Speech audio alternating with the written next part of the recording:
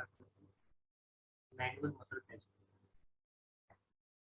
Manual muscle testing जैसा कि हम अभी बात कर रहे थे कि it is A procedure for the evaluation of strength of individual muscle और मसल ग्रुप।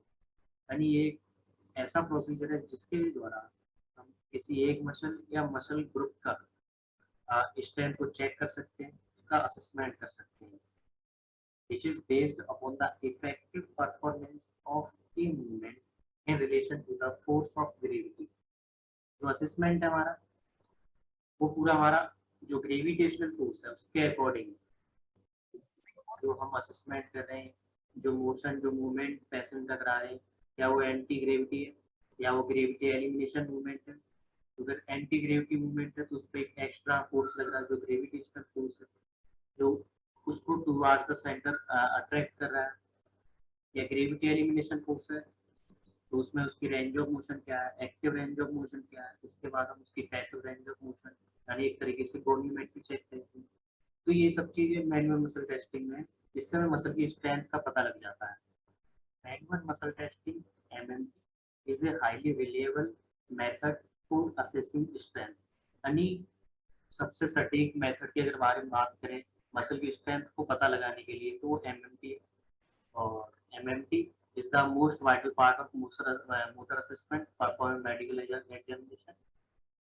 मोटर एग्जामिनेशन में असेसमेंट के लिए सबसे इम्पोर्टेंट है, क्योंकि जैसे मैंने अभी बताया कि असेसमेंट जब हम करते हैं तो उसके कई पहलू होते हैं कि यानी मोटर एग्जामिनेशन अगर कर रहे हैं तो वो 6 स्टेप्स में होता है, 1 बाई 1 पूरे सीक्वेंस से फॉलो करते हैं। कि पहला स्टेप रहेगा हमारा ड्यूरेशन और बल्क ऑफ मसल क्या है, मसल की टोन क्या है, मसल में रिफ्लेक्सेस कैसे हैं, मसल की रेंज ऑफ मोशन क्या है।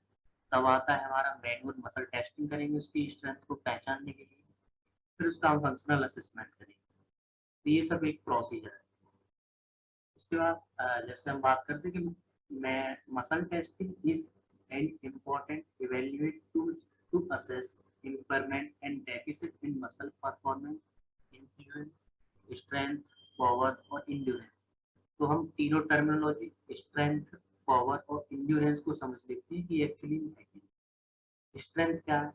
Strength is defined as the ability of specific groups of muscle that produces maximum force to overcome a resistance within a single exertion।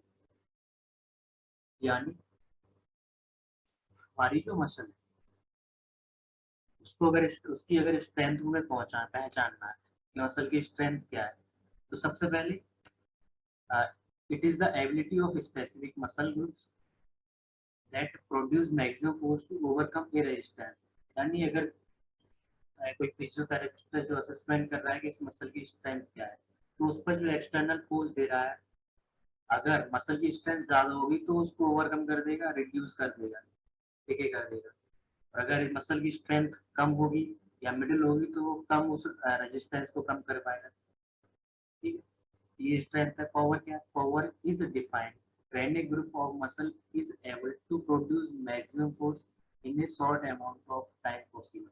यानी कम समय में ज्यादा ताकत एक साथ एक्सेस पावर का यूज कर लेना पूरे शॉर्ट पीरियड छोटे समय के लिए, ये होती है मसल की पावर। इंड्योरेंस जस्ट इसके अपोजिट होता है। यानी endurance is defined as a group of muscle that can generate some maximal force over a sustained amount of time or through repeated movement। यानी इसमें मसल जो वर्क करेगी वो लॉन्ग पीरियड के लिए करेगी, सस्टेन अमाउंट ऑफ टाइम और through repeated movement. यानी इसमें हम रिपीटेड मूवमेंट कर सकते हैं और लॉन्ग पीरियड के लिए कर सकते हैं। ये मसल की इंड्योरेंस है। तो स्ट्रेंथ, पावर और इंड्योरेंस की वही इंपॉर्टेंट टर्म है। उसके बाद जैसे स्ट्रेंथ टेस्टिंग करनी है, जैसे मैं पेशेंट को बोल रहा हूँ कि वो अपने एल्बो का फ्लेक्शन करे, वो जैसे ही एल्बो का फ्लेक्शन कराएगा तो मैं जो रेजिस्टेंस है जस्ट उसके अपोजिट यानी एक्सटेंशन साइड में लगाऊंगा और उससे कहूंगा कि वो फ्लेक्शन एल्बो को फ्लेक्स करे। तो मैं देखूंगा क्योंकि जो हाईली प्रोफेशनल फिजियोथेरेपिस्ट होते हैं, क्लिनिकली नॉलेज ज़्यादा होती है, वो पहचान लेते हैं कि इस मसल की इंड्योरेंस वो स्ट्रेंथ ज़्यादा है कम है। Actually clinically aim of MMT क्या है, एमएमटी करते क्यों है? अगर हम एमएमटी परफॉर्मेंस कर रहे हैं तो इसका उद्देश्य क्या है? इसका जो एम है that is to get an overview of muscle performance status so that the cause of problem can be understand. यानी जो मसल का परफॉर्मेंस है उसका कंप्लीट ओवरव्यू लेना, जिससे हमें ये समझ में आ जाए कि ये जो प्रॉब्लम है वो प्रॉब्लम एक्चुअली में है क्या, यानी cause of problem can be understood.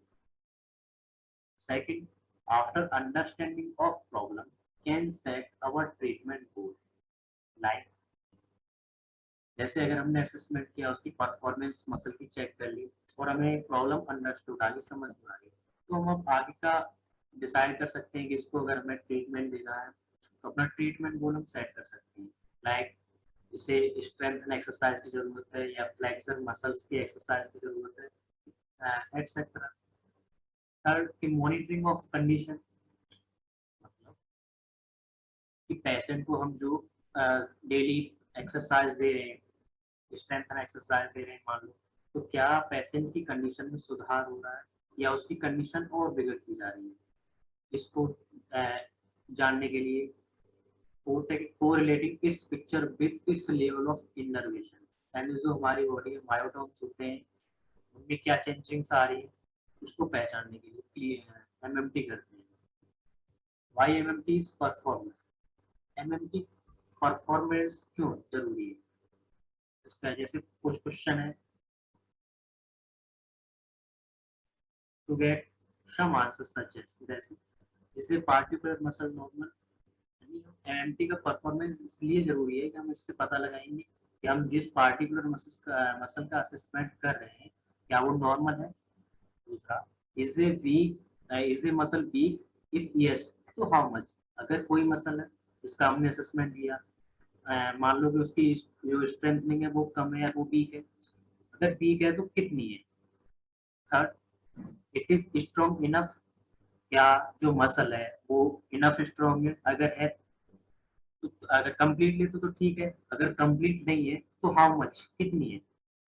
And fourth, it is weak on both side, यानी जो मसल है वो हमारी दोनों साइड्स की वीक है, नहीं बाइलेटरल सिमेट्रिकली जिसे। फिफ्थ पॉइंट है कि it is weak on one side, क्या जो मसल है हम दोनों साइड अगर असेसमेंट करेंगे, जैसे मैं हैमस्ट्रिंग मसल्स का कर रहा हूँ तो बोथ लेग्स दोनों लोअर लिम्ब का चेक करूंगा, तब मैं ये असेसमेंट कर पाऊंगा कि जो मसल वीक है वो वन साइडेड है या बोथ साइडेड है। वन साइडेड को यूनिलेटरल बोलते हैं। Six point is proximal muscle are weaker than distal one, यानी हम इससे ये पता लगा लेते हैं कि जो प्रॉक्सिमल मसल है वो डिस्टल मसल से ज्यादा वीक है या जो डिस्टल मसल है वो प्रॉक्सिमल मसल से ज्यादा वीक है। इस चीज को भी हम एमएमटी से पता लगा लेते हैं, इसलिए एमएमटी परफॉर्मेंस जरूरी है। नेक्स्ट, मसल ग्रेडिंग सिस्टम क्या है, तो सबसे बात करते हैं कि मसल ग्रेडिंग सिस्टम क्या है। Grades are recorded as numerical scores range from 0, यानी 0 का मतलब which can show that no activity, यानी अगर MMT grade manual muscle testing grading system में जब हम ग्रेड करते हैं देते हैं किसी मसल को, उसकी ग्रेड 0 है, इसका मतलब है कि उस मसल में कोई भी पावर नहीं है, कोई इंड्योरेंस नहीं है, नो एक्टिविटी। अगर उसका ग्रेड 5 आ रहा है that means muscle is normal. जैसे ग्रेड्स के बारे में जान लेते हैं।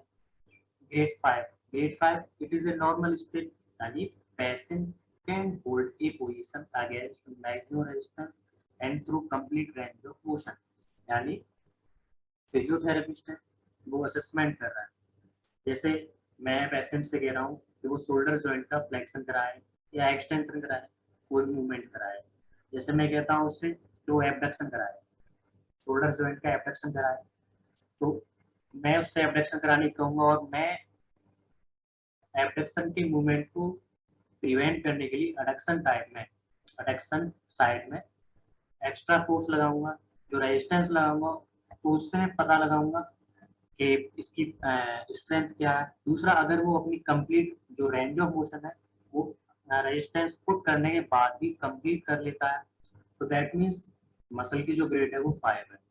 ग्रेड 4 सिस्टम क्या है, ग्रेड 4 में patient can hold a position against strong to moderate resistance but has full range of motion, यानी जो मसल की अब जो रेजिस्टेंस हम पुट कर रहे थे उसका जो अमाउंट होगा वो ग्रेड 5 के कंपेरेटिवली कम होगा, लेकिन जो पेशेंट है वो अपनी फुल रेंज ऑफ मोशन को कंप्लीट करेगा।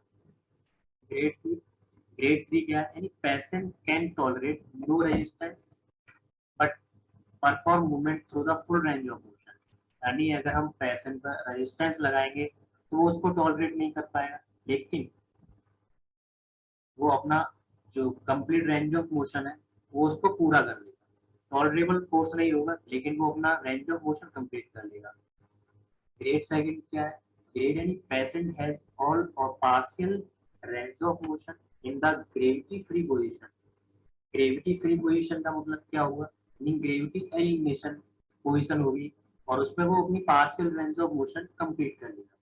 Grade 1 muscles can be palpated while the patient is performing the action in the gravity free position।